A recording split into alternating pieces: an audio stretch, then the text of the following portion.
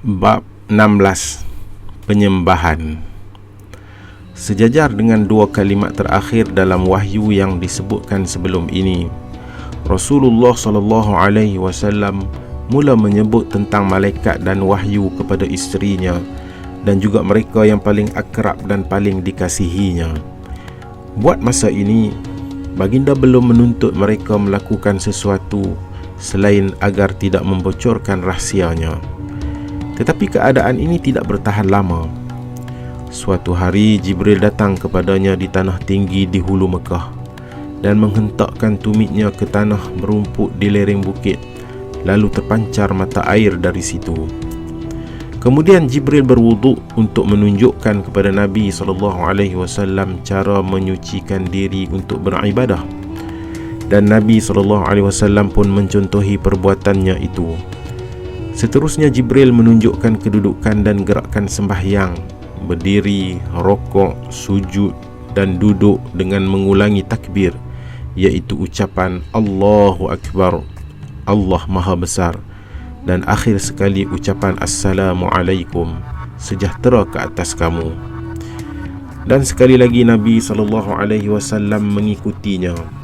Kemudian baginda meninggalkannya dan baginda pun pulang ke rumah, mengajar Sayyidatina Khadijah perkara yang telah dipelajarinya, dan mereka pun sembahyang bersama-sama.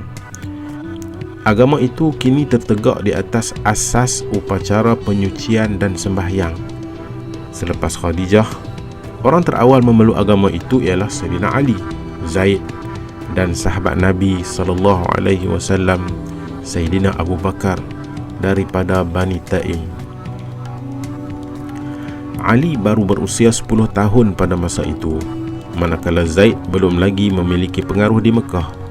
Sedangkan Abu Bakar disukai orang dan dihormati kerana beliau merupakan orang yang berpengetahuan luas, bersikap tenang dan berperwatakan menyenangkan. Ramai yang datang untuk mendapatkan nasihatnya tentang pelbagai perkara, dan kini dia mula membuat pendedahan kepada mereka yang dipercayainya dan mendorong mereka untuk mengikuti Nabi SAW. Ramai yang menyambut agama baru itu menerusinya. Dua orang yang paling awal menyahut seruannya adalah Abdu Amr, anggota Bani Zuhrah dan putera kepada Auf, saudara jauh Nabi dari jalur ibunya, dan Abu Ubaidah bin Al-Jarrah daripada Bani Al-Harith. Mengenai Abdu Amr, satu duluan yang penting telah terbentuk. Di antara ciri yang paling ketara pada wahyu adalah dua nama Tuhan, Ar-Rahman dan Ar-Rahim. Perkataan Rahim sebagai bentuk intensif bagi Rahim, bermaksud pengasih, digunakan untuk menyiratkan maksud sangat pengasih atau belas kasih yang tak terhingga. Bentuk yang lebih intensif lagi, yakni perkataan Rahman, telah tidak dipakai kerana tiadanya sebarang konsep yang bersesuaian dengannya. Wahyu menghidupkan kembali perkataan tersebut kerana agama baru ini perlu secara asasnya untuk memperkatakan tentang ketinggian sifat maha melampaui, transcendence Tuhan. Sebagai kata yang lebih ampuh daripada Ar-Rahim, nama Ar-Rahman merujuk kepada zat atau akar bagi belas kasih, yakni kemurahan atau kebaikan yang tak terhingga bagi Tuhan. Dan Al-Quran secara nyata meletakkan nama Ar-Rahman setara dengan nama Allah. Serulah nama Allah atau nama Ar-Rahman, yang mana sahaja kamu serukan, nama-namanya adalah yang terindah. Nama Ar-Rahman ini sangat disukai Nabi SAW, dan kerana nama Abdu Amr yang bermaksud hamba kepada Amr adalah terlalu jahiliah sifatnya, maka baginda menukar nama mukmin baru itu kepada Abdul Rahman, hamba kepada kebaikan tak terhingga. Ternyata nanti bahawa putera kepada Auf itu bukanlah satu-satunya orang yang baginda tukar nama kepada Abdul Rahman. Sesetengah respons terawal kepada seruan Nabi Muhammad SAW dicetuskan pada mulanya oleh unsur pendorong yang tidak boleh disabitkan dengan sebarang usaha membujuk oleh sesiapa. Abu Bakar telah lama dikenali di seluruh Mekah kerana kemampuannya menafsirkan mimpi. Pada suatu pagi, tanpa diduga, beliau menerima kunjungan Khalid, anak seorang tokoh suku Abdul Syams yang berpengaruh, Sa'id bin Al-As. Wajah pemuda itu masih menunjukkan tanda-tanda bahawa dia baru dikejutkan oleh suatu pengalaman yang mengerikan. Dia segera menceritakan bahawa pada suatu malam dia bermimpi yang baginya tentu penting meskipun dia belum memahami maksudnya. Dapatkah Abu Bakar menjelaskan kepadanya maksud mimpi itu? Dia bermimpi sedang berdiri di tebing sebuah jurang besar yang di bawahnya terdapat api yang sedang marak membakar dan tampak takkan kunjung padam. Kemudian ayahnya datang dan cuba menolaknya ke dalam jurang itu. Ketika mereka bergelut di tebing jurang, pada detik Khalid berada di puncak ketakutan. Dia merasakan pada pinggangnya cengkaman kukuh, dua tangan yang menghalangnya daripada jatuh meskipun diasak kuat oleh ayahnya. Melihat di sekeliling, Khalid ternampak bahawa penyelamatnya itu adalah Al-Amin, Muhammad bin Abdullah. Dan pada saat itulah dia terjaga. "Aku doakan kegembiraan buatmu," kata Abu Bakar. "Lelaki yang telah menyelamatkan kamu itu adalah utusan Allah. Maka ikutilah dia. Bahkan kamu harus mengikutinya dan menerusinya. Kamu harus memeluk Islam yang akan memelihara kamu daripada terjerumus ke dalam api." Khalid lalu pergi menemui Nabi SAW dan setelah menceritakan mimpinya, dia bertanya kepada baginda apakah risalah yang baginda bawa dan apakah yang harus dilakukannya. Nabi SAW menjelaskan cara untuk memeluk Islam dan Khalid pun melakukannya dan seterusnya merahsiakan perkara itu daripada pengetahuan keluarganya. Kira-kira pada masa yang sama, lelaki lain daripada Abdul Syam, seorang pedagang yang sedang dalam perjalanan pulang dari Syria, terbangun pada suatu malam oleh teriakan suara di padang pasir. "Hai orang yang tidur, bangunlah, kerana sesungguhnya Ahmad sedang muncul di Mekah." Pedagang itu adalah Uthman bin Affan daripada Bani Umayyah, yang merupakan cucu daripada jalur ibunya kepada Ummu Hakim Al-Bayda, salah seorang anak perempuan Abdul Muttalib, yang juga adalah ibu saudara Nabi.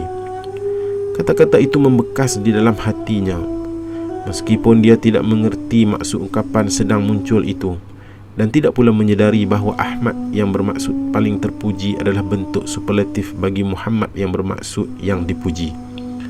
Tetapi sebelum sampai di Mekah, dia dipintas oleh seorang lelaki dari Bani Taim yang bernama Talhah, sepupu kepada Abu Bakar. Talhah sebelum ini telah melalui Busra, dan di sana dia telah ditanya oleh seorang rahib sama ada Ahmad telah muncul di kalangan penduduk Mekah.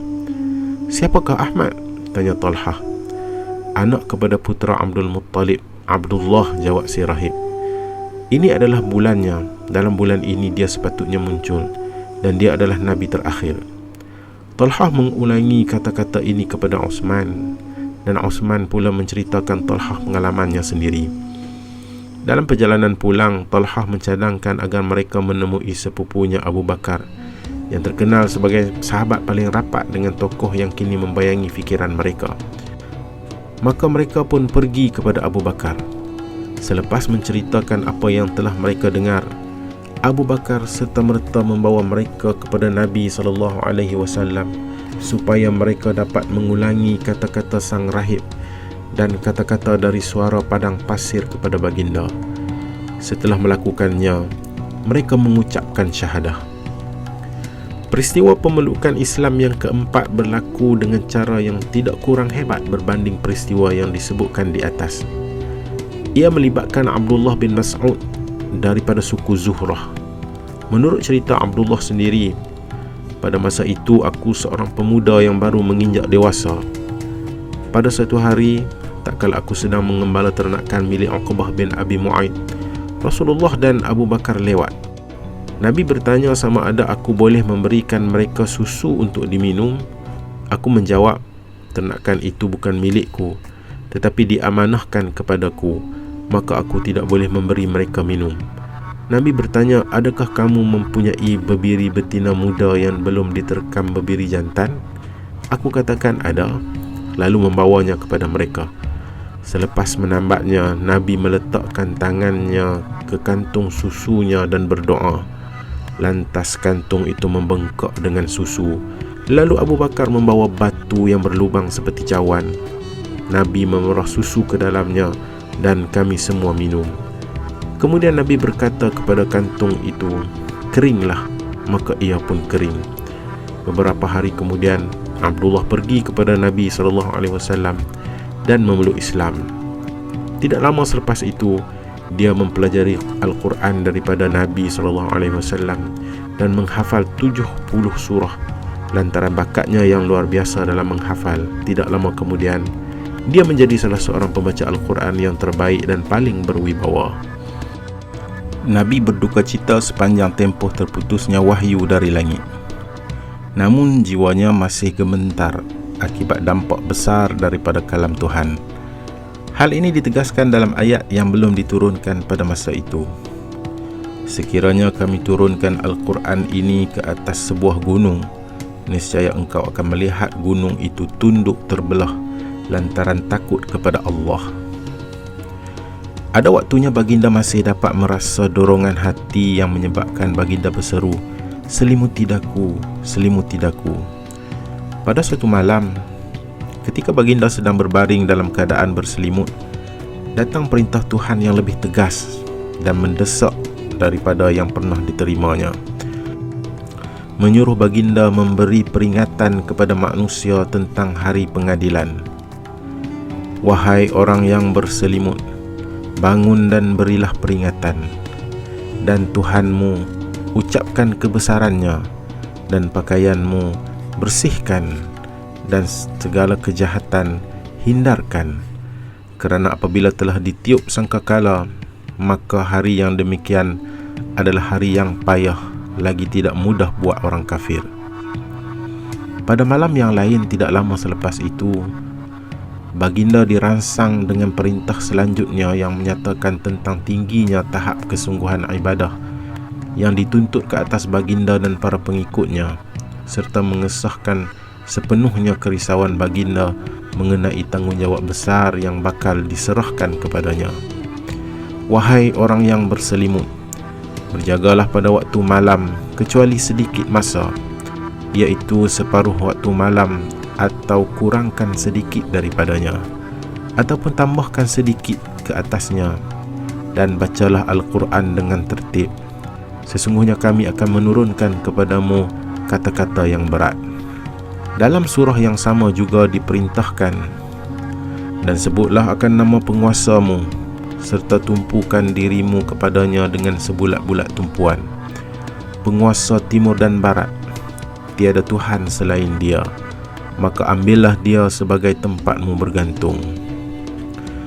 Beberapa wahyu lain juga turun dengan nada lebih lembut untuk mengesahkan dan meningkatkan keyakinan yang sudah pun diberikan sebelum itu kepada Rasulullah SAW.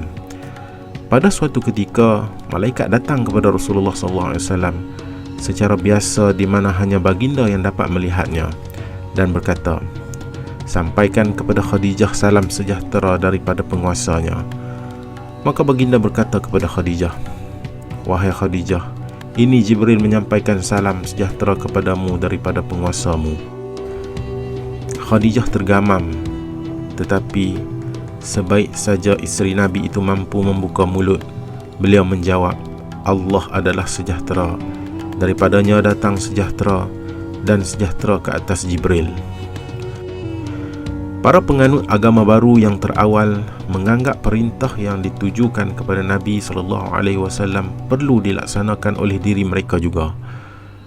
Maka seperti baginda, mereka pun berjaga pada waktu malam untuk beribadat. Dalam soal sembahyang, mereka kini bukan saja memastikan diri mereka berwuduk sebelum menunaikan sembahyang, tetapi juga memastikan pakaian mereka suci daripada segala kekotoran. Mereka juga segera menghafal semua ayat Al-Quran yang telah diturunkan agar boleh membacanya sebagai sebahagian daripada cara beribadah. Pada masa ini wahyu mulai turun lebih kerap. Ia segera disampaikan oleh Nabi SAW kepada mereka yang berada bersamanya. Kemudian disampaikan dari mulut ke mulut, dihafal dan dibaca serangkaian doa panjang yang menceritakan tentang sifat fana semua perkara duniawi, tentang kematian dan kebangkitan semula yang pasti, dan tentang pengadilan terakhir diikuti dengan neraka atau syurga. Namun lebih penting daripada semua itu ialah menyatakan tentang kebesaran, keesaan, kebenaran, kebijaksanaan, kebaikan, belas kasih, kemurahan dan kekuasaan Allah. Dan semua itu terus-menerus dikaitkan dengan tanda-tandanya, keajaiban alam, dan betapa segalanya sama-sama bergerak secara harmoni sebagai bukti kukuh keesaan pencipta yang tunggal. Keharmonian menandakan jejak keesaan pada benda yang berbilang, dan Al-Quran menarik perhatian kepada keharmonian itu sebagai satu tema untuk renungan manusia. Ketika tiada orang kafir bersama mereka, mereka yang beriman saling menyapa dengan menggunakan kata-kata yang disampaikan kepada Rasulullah oleh Jibril sebagai sapaan para penghuni syurga. Assalamualaikum, sejahtera buat kamu. Yang balasannya adalah Waalaikumsalam, dan sejahtera buatmu. Dengan ungkapan dalam bentuk jamak digunakan untuk merangkumi dua malaikat penjaga yang mendampingi pemberi salam. Ayat-ayat yang diwahyukan tentang ucapan pembukaan sebelum melakukan sesuatu dan ucapan kesyukuran juga memainkan peranan yang kian penting dalam kehidupan dan cara pandang mereka. Al-Quran menekankan tentang perlunya melahirkan rasa kesyukuran, dan simbol kesyukuran adalah dengan menyebut Alhamdulillahi Rabbil Alamin, segala puji bagi Allah penguasa semesta alam. Manakala ucapan pembukaan ataupun pengabdian adalah mengucapkan Bismillahirrahmanirrahim, dengan nama Allah yang Maha Pemurah, Maha Pengasih. Ungkapan ini juga membuka setiap surah Al-Quran, dan para mukmin mengambil teladan Nabi SAW dengan terlebih dulu mengungkapkan basmalah sebelum mula membaca Quran, dan juga sebelum memulakan semua ibadah lain dan apa-apa jua perbuatan. Agama baru ini tidak mengakui sesuatu yang sepenuhnya duniawi.